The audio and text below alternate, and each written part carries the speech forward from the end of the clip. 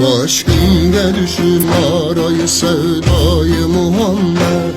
Men anın için küyide şeydayı Muhammed.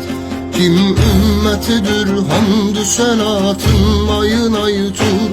Pek asam eda kıl meni rüsvayı Muhammed.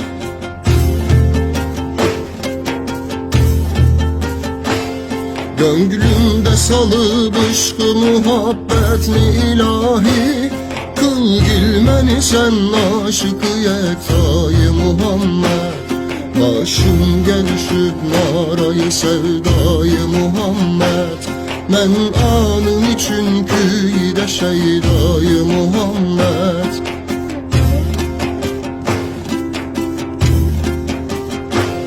Manendeyi mecnun keçürüp iki cihandin. Divane kılıp kıl meni resvayı Muhammed.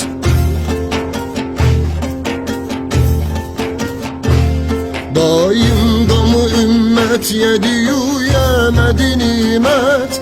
Kerametidir sen kanı gamhayı Muhammed. Başım gelişip narayı sevdayı Muhammed. Men anın için küyde şeydayı Muhammed.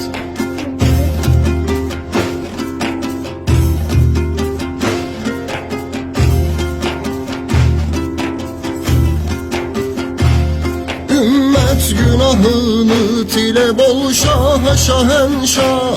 Ol ruzu ceza yok bizde pervayı Muhammed.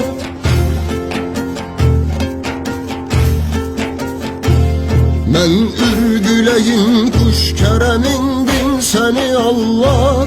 Bir katre katur gilmin geder yayı Muhammed. Başım gelişip narayı sevdayı Muhammed. Men anın için küyde şeydayı Muhammed.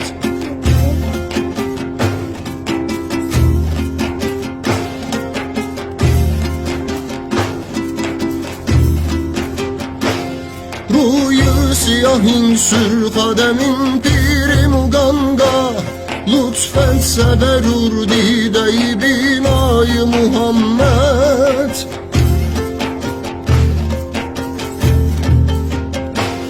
Miskin yesevi arzuyu ravzayı hazret. Bol gaymu müyesser haki keftayı Muhammed.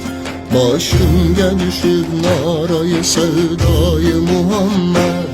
Men anın için küyde şeydayı Muhammed. Başım gelişip narayı sevdayı Muhammed. Men anın için küyde şeydayı Muhammed. Maşallah. Eyvallah bey.